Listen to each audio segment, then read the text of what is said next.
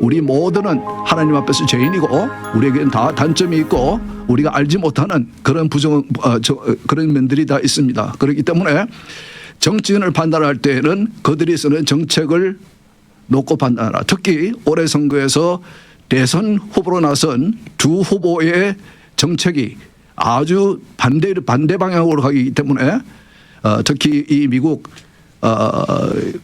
그리스도인들이 성경적인 원리와 성경적인 그런 가치관을 위에 세운 이 미국의 전통적인 가치관을 지키고자 하는 어느 정도 지켜주고자 노력하는 그런 측과 그것을 반대로 가고자 하는 무신론과 유물론과 포스트모더니즘의 기초를 둔 뿌리를 둔 반성경적인 가치관들을 가지고 이 나라를 그쪽으로 끌고 가려고 하는 그런 아주 반대되는 그런 방향으로 미국을 이끌어 가려고 하는 두 후보이기 때문에 올해 선거의 선택은 매우 중요하다. 그렇게 제가 쭉 설명해 드렸고 제가 지금 여러분들 이번 주말에 투표를 하기를 원하시는 분들을 위해서 도움이 되시기 위해서 선거지 다 받으셨죠? 다 받으셨으니까 제가 하나씩 설명해 드리겠습니다. 대선에 대해서는 제가 쭉 얘기를 해왔으니까 앞으로 대선을 앞두고 계속해서 얘기를 해드리겠고 당장 이번 주말에 투표하기를 원하시는 분들을 위해서 도움이 될 수 있는 그런 참고될 만한 그런 얘기를 해드리려고 합니다. 여러분들이 투표지를 받으셔서 이제 이러시면은 모두 이제 캘리포니아에 사시는 분들은 또 대부분의 미국에서는 팬데믹을 거치면서 우편 투표를 받게 됩니다. 전에는 부재자 투표라고 해서 선거일 날 가서 투표를 직접 하지 못하시는 이유가 있는 사유가 있는 분들에게만 특별히 우편으로 투표지를 이제 보내드렸지만은 팬데믹을 거치면서 거의 모든 주가 선거법을 바꾸고 그래서 모든 유권자들에게 유권자 등록이 되어 있는 분들에게 우편으로 투표지가 도착을 합니다. 그래서 캘리포니아는 벌써 투표지를 받았고 그래서 많은 분들이 투표를 시작을 했습니다.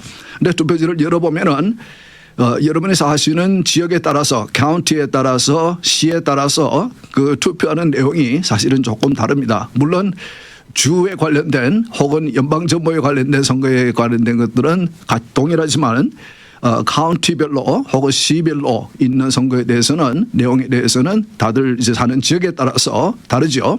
그래서 여러분들이 어떻게 특히 그 이번에 미국의 정치에 관심을 가지고 내가 살아온 또 나의 후손들이 살아갈 이 미국 정치에 관심을 가지고 올해는 내가 꼭 투표를 해야 되겠다.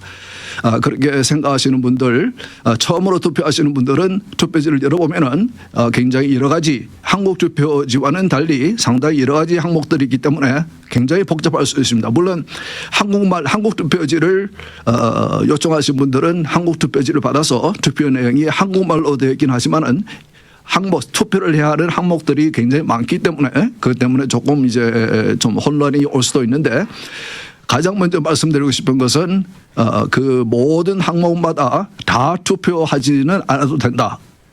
딱 한 가지만 항목만 가지고 투표를 하기 원하시면은 그 한 가지만 투표해서 보내도 유효한 투표지다. 예를 들어서 나는 다른 것은 다 모르겠고 대통령 후보만 내가 투표하겠다. 그러면은 그 한 가지만 투표하고 다른 것은 다 투표를 하지 않아도 기입을 하지 않아도 그건 유효한 투표지라고 말씀드립니다. 그래서 나 이거 무슨 말인지 모르겠는데 이 사항은 한국말로 되어 있긴 하지만은 내용을 잘 모르겠고 내가 어떻게 투표해야 될지 모르겠다. 그러면은 차라리 투표를 안 하시는 것이 도리어 더 좋을 것 같다. 이제 그렇게 생각합니다. 우선 각 시별로 시의원 선거가 있습니다. 시의원 선거는 사실은 주민들이 그 후보들의 면면을 알기가 쉽지 않습니다. 그래서 가장 쉽게 제가 설명을 드리면은 가능하면은 그들의 배경을 보시고 비즈니스의 경험이 있다든지 혹은 기업에서 간부로 일한 매니지먼트 위한 그런 경험이 있다든지 그러니까 시를 운영하는 것도 하나의 기업을 운영하는 것 같이 예산을 세우고 예산을 집행하고 그리고 직원들을 채용하는 시티 매니저를 채용하는 그런 역할을 하기 때문에 그런 경험이 많은 분이 좋다.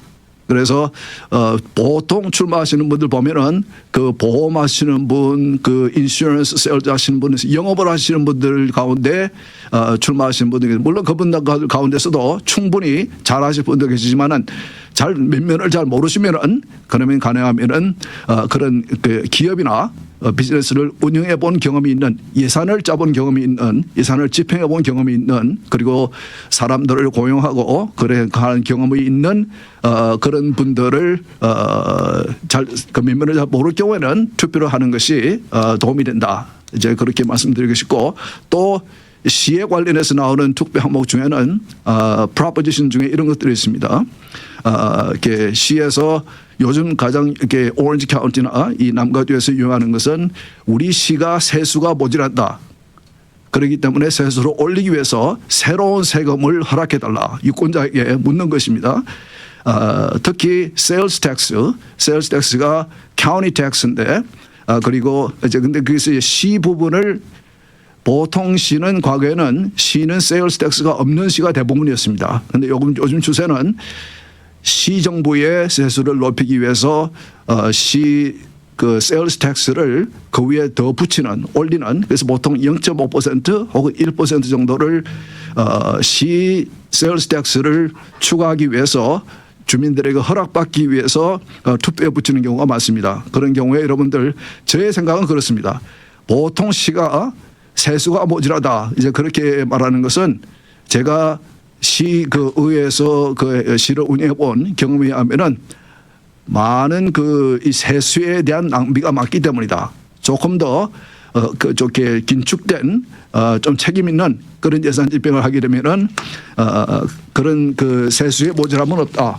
이제 그렇게 저는 생각하고 있습니다. 그래서 주로 저는 특별한 경우가 아니면은 시 정부가 세금을 올리겠다라는 그런 이 투표 항목을 그 유권자에게 묻는 경우는 저는 이제 반대표를 행사합니다. 그리고 또 한 가지 시에서 요즘 많이 유행하고 있는 것은 이제 그 임기 제한, term limit. 보통 시에서는 한 임기가 4년입니다. 4년이고 그 재임까지, 그래서 4년 재선에 성공하면은 8년까지 그 임기가 있을 수 있고, 그 다음에 보통 한 term, 4year를 4년을 쉬고 그 다음에 다시 출마할 수 있는 그런 경우가 많이 있는데, 요즘은 현직들이 자꾸 이 임기 제한을 늘리려고 노력합니다. 그럴 경우에도 유권자들의 허락을 받아야 합니다. 투표를 통해서. 그래서 그런 항목을 투표에 올리는 경우가 있습니다. 그거에 대해서도 저는 늘 반대 입장을 취하고 있습니다. 새로운 사람들에게 기회를 줄 수 있는, 시의회 출마해서 진출해서 새로운 아이디어로, 왜냐하면 뭐든지 오래 하다 보면은 고인물이 되고 생각이 고이기 때문에 새로운 아이디어가 나올 수가 없습니다. 그래서 그리고 현직에 있으면서 다시 출마하면은 언제나 현직은 더 그 어드밴티지가 있죠. 이 상대의 도전하는 후보에 대해서 처음으로 출마하는 후보에 대해서 어드밴티지가 있기 때문에 그런 면에서 저는 그런 그 메저리 이 투표에 나오면은 저는 반대하는 입장을 취하고 있습니다. 그리고 카운티도 마찬가지입니다. 시와 카운티는 non-partisan, 소속된 정당에 상관없는, 그러니까 이름 후보자들 이름 옆에 그분이 어느 당 소속인지가 적혀 있지 않습니다. non-partisan race입니다. 그리고 카운티도 아까 설명했던 대로 시 정부와 비슷한 그런 선거입니다. 이슈를 가지고 투표에 붙입니다. county supervisor, city councilman과 같은 county supervisor를 선출하는 그런 투표가 있고, 그리고 이제 아까 말씀드린 대로 세금에 관련된 혹은 이제 그런 여러 가지 카운티에 관련된 그런 이슈들을 유권자들에게 묻는 것들이 있는데, 그것은 카운티마다 다 다르기 때문에 여러분들이 그걸 공부를 해 보시고 여러분들이 원하시는 그 방향으로 투표를 하시면 되는데, 정 모르겠으면은 투표를 안 하셔도 된다. 안 하는 것이 오히려 나올 수도 있다. 그렇게 말씀드리고, 그리고 이런 그 발의안, 유권자들에게 이 찬성과 반대를 묻는 이런 발의안들은 주 차원에서도 그렇고 카운티와 시티 차원에서도 마찬가지로 그 내용을 굉장히 설명한 그 메저의 타이틀, 이 제목과 설명을 아주 애매하게 적습니다. 그래서 어떨 경우는 투표하시는 유권자가 그 메저의 제목과 내용을 읽어봐도 이것이 무슨 내용인지, 혹은 실제로 투표하는 내용과 정반대인 것으로 이해되는 경우가 상당히 있습니다. 그것은 권력을 가진 사람들이 그것을 정하기 때문에 그렇게 애매하게 자신들에게 유리하게 자신들이 원하는 쪽으로 그렇게 하는 경우가 있습니다. 그럴 경우는 그 내용을 잘 아시는 분들에게 물어서 그것을 충분히 이해를 하고 투표를 하시든지 아예 투표를 안 하는 것이 낫다. 이제 저는 그렇게 설명해 드립니다. 그리고 이제는 그 주 차원에서 올해 선거에서는 주 행정부에 그러니까 주지사, 부지사, 뭐 정무처 장관, 법무부 장관 이런 투표는 없습니다. 올해는 캘리포니아는 주 행정부의 선출직에 대한 투표는 없고 그 주 상원과 하원 투표가 있습니다. 여러분 아시는 대로 우리 한인들도 출마한 그 지역이 있죠. 주 상원 경우는 잔 초이, 얼바인 지역에 있는 그 재석고 의원이 지금 출마해 있고, 근데 저는 그 주의회에 출마하신 하원과 상원에 출마하신 분들에 대해서는 저는 이렇게 권유해 드리고 싶습니다. 전에 지금까지 계속해서 설명해 드린 것 같이 지금 민주당이 행정부를 완전히 장악하고 있는 그 외에 입법부도 하원과 상원의 4분의 3 엄청난 것입니다. 4분의 3을 민주당이 장악을 하고 있기 때문에 전혀 힘의 균형이 이루어져 있지 않다. 견제가 이루어지지 않고 있다. 그래서 민주당은 마음대로 자기가 하고 싶은 그런 입법을 하고 있고 행정을 하고 있다. 우리가 잘 보고 있습니다. 우리 자녀들을 해치는, 우리 신앙의 자유를 해치는, 그리고 가정을 파괴하는 여러 가지 그런 법들을 전혀 견제 없이 마음대로 이렇게 법을 만들 수 있는 것은, 캘리포니아 의회가 그렇게 법을 만들 수 있는 것은 그들이 4분의 3을 장악하고 있기 때문에 공화당의 4분의 1밖에 되지 않는 아주 적은 숫자인, 전혀 정치적으로 의미가 없는 무의미한 그런 상황이기 때문에 이런 일들이 일어나고 있다. 그래서 문제는 유권자들이다. 유권자들이 그들이 무슨 짓을 해도 어떤 법을 만들어도 그들을 계속해서 찍어주니까 다수당으로, 절대 다수당으로 만들어주니까 그들이 그렇게 할 수 있는 것이다. 그래서 저는 말씀드린 대로 이것이 꼭 뒤집어지지 않더라도 그 간격이 줄어들게 되면은, 추세가 줄어들게 바뀌게 되면은, 그러면 그들은 정치적으로 변할 수밖에 없다. 그렇기 때문에 포기하지 말고 꼭 투표를 하는 것이 중요하다. 그래서 저는 주 상원 선거와 하원 선거는 여러분들이 원하시면은 제가 추천해 드리는 것은 무조건 공화당 후보를 찍어라. 그 이유는 그 방금 설명드린 대로 너무 힘의 균형과 견제의 기능이 망가졌기 때문에 너무나 잘못된 법안들이 만들어지고 있다. 그래서 캘리포니아에서 그런 법안들이 먼저 만들어지면은, 그러면은 이것이 전국적으로, 미국 전국적으로 이제 전파돼 나가기 때문에, 영향을 끼치기 때문에, 그런 면에서 우리 캘리포니아에서 어떻게 투표하는 것이 중요하다. 그렇게 저는 말씀해 드리고 싶습니다.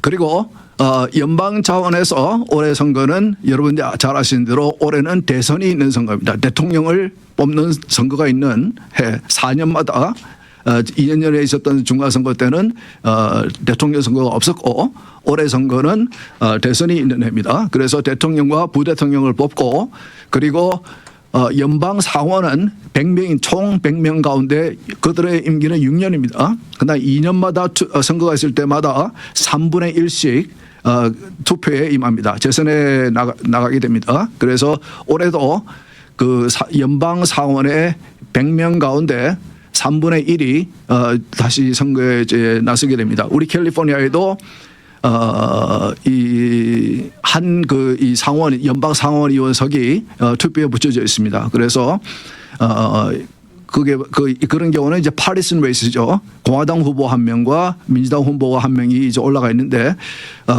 그런 선거가 있고, 그리고 연방 하원 의원 435명, 연방 우리 한인 후보 한인 계 연방 하원 의원들도 4명인가 5명인가 있죠.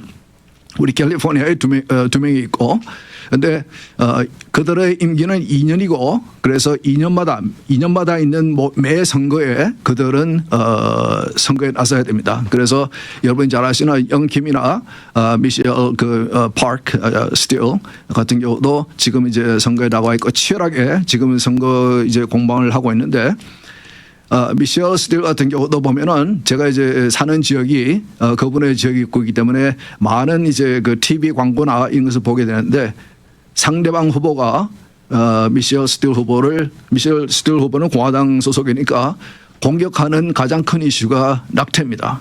그들이 주장하는 것은 미셸 스틸 후보가 다시 그 의원이 되면은 그는 연방 차원에서 낙태 법안을 연방법을 만들 때에 찬성할 사람이다. 그렇기 때문에 반대해야 된다. 이렇게 이제 공격을 하고 있습니다.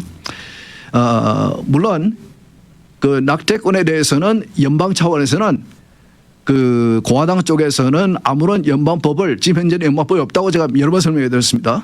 연방법을 만들 생각이 아니고 원래의 미국을 건국한 그분들이 낙태에 대해서 헌법에서 침묵한 이유가 각 주별로 결정하라. 주민들의 투표를 통해서 결정하라는 그런 의도로 그렇게 해놨기 때문에 그것을 준수하는 그런 입장이고, 민주당은 카말라 해리스 그 대통령 후보도 계속해서 얘기하고 있고 민주당 쪽에서 얘기하고 있는 것 같이 연방 차원에서 낙태를 무제한으로 허락하는 그런 연방법을 만들어야 된다. 그래서 내가 대통령이 되면은 그 법안에 무조건 서명을 하겠다. 이제 그렇게 말하고 있죠. 그런데 그렇게 그 미셸 스틸 후보를 공화당 후보를 공격하는 낙태에 관해서 공개하는 후보 그런 광고에 돈을 대고 있는 그 기관이 Planned Parenthood, 미국에서 가장 낙태 시술을 많이 하고 있는 그 단체입니다.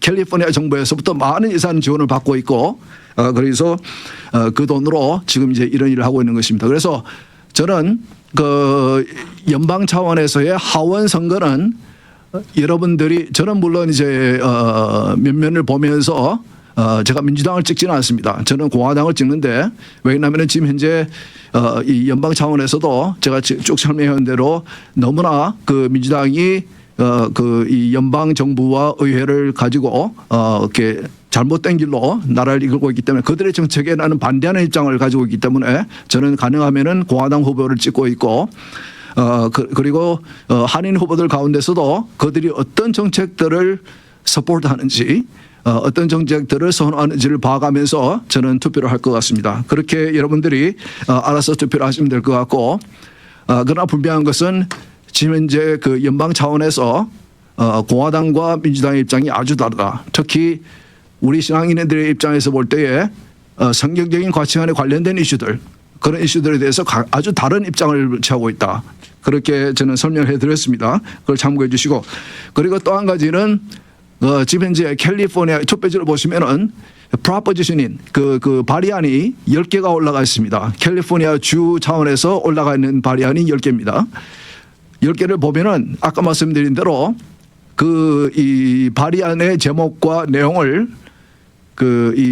지금 현재 캘리포니아 주정부를 장악하고 있는 민주당 쪽에서 적으면서 자신들에게 유리한 쪽으로 그렇게 적어놨기 때문에 보통 유권자들이 그것을 읽어보면은 정말로 헷갈립니다. 정말 이해가 안 돼. 어떨 때는 그 원래의 내용과 그 발의안의 원래 내용과 그들이 원하는 그 법안의 내용과 그 설명의 내용이 상당히 반대되는, 그렇게 이해될 수 있을 정도로 상당히 오도된 그런 설명이 된 것이 많이 있습니다. 그래서 그런 그 프로포지션을 투표할 때는 굉장히 조심할 필요가 있다. 과거에도 나는 이것을 원했는데 내가 그것을 설명을 읽어보고 혹은 제목을 보고 내가 잘못 이해했다. 그래서 잘못 투표했다. 그렇게 그 주류 사회에서도 그렇게 말씀하신 분들이 많이 계십니다. 그래서 여러분들이 혹시 저에게 물으신다면은 10개의 캘리포니아 주 차원에서의 프로포지션에 대해서는 어떻게 투표를 해야 됩니까? 이 10개의 캘리포니아 이 프로포지션은 사시는 지역에 상관없이 다 공통적으로 여러분의 투표지에 올려져 있습니다. 저는 이렇게 투표합니다. 제가 쭉 읽어보고 제가 투표하기는 다 반대 투표를 하는데 찬성 투표하는 것은 두 가지가 있습니다. 34, 36. Proposition 34, 36. 그 두 가지는 제가 찬성 투표를 하고 나머지 8개는 저는 반대 투표를 합니다. 34는 비영리단체, 그 내용이 뭐냐면은 비영리단체들 가운데서 정부로부터, 특히 주정부로부터 막대한 예산 지원을 받는 그런 비영리단체가 정치 행위를 하는 것을 금하는 이제 그런 내용의 아주 상식적인, 우리 입장에서 볼 때도 예를 들어서 캘리포니아에서 미국 전체에서 가장 많은 그 낙태 시술, 어린 생명을 죽이는 그 낙태 시술을 하고 있는 단체가 플랜드 페런트후드입니다. 그런데 이들은 연방 차원에서도 캘리포니아 주 차원에서도 민주당 정부의 막대한 예산 지원을 받고 있습니다. 그러면서 그들이 아까 말씀드린 대로 정치 행위를 하고 있습니다. 비영리단체임에도 그들이 그렇게 뻗어시 하고 있어요. 그래서 그것을 이제 막겠다는 주민 발의안입니다. 그래서 34와 36은 저는 찬성표를 던지고 나머지 8개 제가 말씀드린 것은 시와 카운티의 프로포지션 혹은 메저를 얘기하는 것이 아니고 주 차원에서 캘리포니아 프로포지션 10개 가운데 제가 찬성하는 것은 34와 36이라 그렇게 말씀을 드리고 또 한 가지는 그 각 지역에 있는 스쿨 디스트릭트 교육구에서도 이제 발의안을 내놓습니다. 메저를 내놓습니다. 그것은 주로 뭐냐면은 예산을 더 이렇게 우리 예산이 더 필요하다. 돈이 더 필요하다. 학교 공립학교 운영을 위해서 돈이 더 필요하다. 예를 들어서 사이프러스 스쿨 디스트릭트, 서리더스 ABC 스쿨 디스트릭트 이런 그 각 지역별로 있는 그런 교육구별도 별로 돈이 더 필요한데 그 돈을 확보하기 위해서 우리가 채권을 발행하기를 원한다. 채권을 발행한다는 것은 무슨 말이냐면은 채권 발행을 투표를 통해서 주민들이 허락을 해주면은 그 채권을 갚아나가는 것은 주민들입니다. 그 스쿨 디스트릭에 사는 그 모든 주민들이 재산세를 통해서 그것을 갚아나가게 됩니다. 그러니까 이제 여러분들이 내는 세금이 더 세금이라고 볼 수도 있는 그런 액수가 더 많아지는 것이죠. 저는 거의 이런 경우는 반대표를 던집니다. 그 이유는 제가 디스트릭 그 내용을 잘 알고 있는데 굉장한 낭비가 있고 무엇보다도 캘리포니아에서는 공립학교가 굉장히 너무 잘못된 방향으로 가고 있고 이 학업적인 교육보다는 이념적인 교육. 우리가 방송을 통해서 보건 방송을 여러분들이 이 방송을 통해서 여러분들에게 설명해 드렸습니다. 그런 면에서 제가 볼 때는 우리 캘리포니아가 필요한 것은 애리조나나 다른 주와 같이 스쿨 초이스. 부모들이 세금을 낸 사람 어차피 공립학교는 세금을 걷어서 운영하는 그런 이제 공립학교인데 그런 잘못된 그 세금을 낸 사람들이 동의할 수 없는 그런 이념의 교육을 시키고 있고 그리고 교육의 질이 굉장히 낮고 잘못된 낭비된 예산이 많고 그렇기 때문에 조금 더 정신을 차려야 된다. 그런 차원에서 저는 반대표를 던지고 그러면서 우리는 다른 발의안을 통해서 꼭 스쿨 초이스를 이루어내야 한다. 그래서 우리가 내 세금을 통해서 교육예산으로 짜여진 것들이 우리 아이에게 할당된 교육예산이 내가 원하는 학교에 내 아이를 보내면서 그게 크리스천 스쿨이 될 수도 있고 공립학교가 될 수도 있고 차르 스쿨이 될 수도 있고 내가 부모가 선택하는 그런 학교에 내가 초이스로 스쿨을 초이스로 보낼 수 있는 그런 법을 집행하는 그 주들이 많이 있습니다. 그런데 캘리포니아에는 이 민주당이 절대로 허락을 하지 않죠. 그래서 공립학교에서만 교육을 받도록 하고 그래서 그러면서 공립학교에서 그런 우리가 도저히 동의할 수 없는 그런 성 정체성의 혼란이 올 수 있는 혹은 호모섹슈얼 LGBTQ라든지 이런 반성경적인 그런 이슈들을 우리 아이들이 가르치는 교육을 법으로 만들어서 하고 있기 때문에 그런 면에서 저는 교육부에서 bond measure 그 채권을 발행해서 그 액수도 엄청납니다.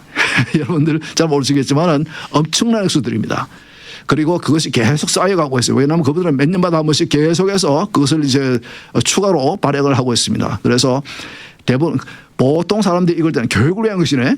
교육을 위한 것이니까 나는 찬성을 해야지. 그렇게 이제 조금 나이브하게 생각하시는 분들이 있긴 있어요. 그러나 제가 볼 때는 그 내용을 잘 알고 있고 제가 보는 관점에서는 그것은 저는 반대표를 던진다. 이제 그렇게 저는 여러분들에게 조금 설명해 드렸습니다. 이 정도 되면은 아마 이번 주말에 꼭 투표를 하기 원하시는 분들은 어느 정도 투표를 할 수 있는 그런 가이드가 되지 않았을까 생각이 됩니다. 시간이 다 됐기 때문에 또 한 가지 제가 말씀드리고 싶은 것은 우리 그 한인 이민교회가 제가 미국에 이민 온 지 부모 따라 이민 온 지가 50년이 됐고 제 와이프가 55년이 됐고 이제 많은 저와 같은 그 한인 1.5세들이 은퇴를 하는 1.5세 목사들이 은퇴를 하는 그런 오랜 시간이 지났는데 너무 우리 한인 이민교회는 변하지 않고 있다. 어떤 면에서 너무 미국에 대해서 알려고 하지도 않고 동참하지도 않고 투표하지도 않고 주일날 기도하면서 왜 그 대표 기도하시는 장로님 목사님들이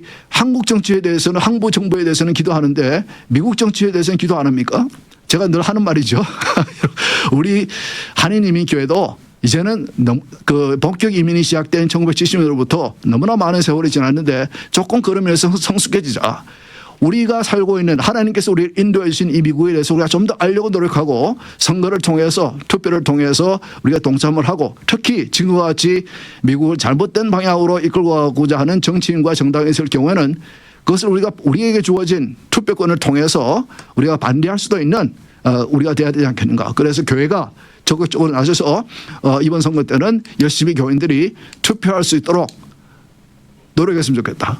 그리고 이 미국을 위해서 기도했으면 좋겠다. 앞으로 제가 투표 선거 날까지 방송하면서 계속 이제 그 설명해 드리겠지만은 제가 오늘 방송을 마치면서 여러분들에게 말씀드리고 싶은 것은 한인교회들이요. 이 미국을 위해서 기도하고 열심히 투표하자. 다음 주에 뵙겠습니다.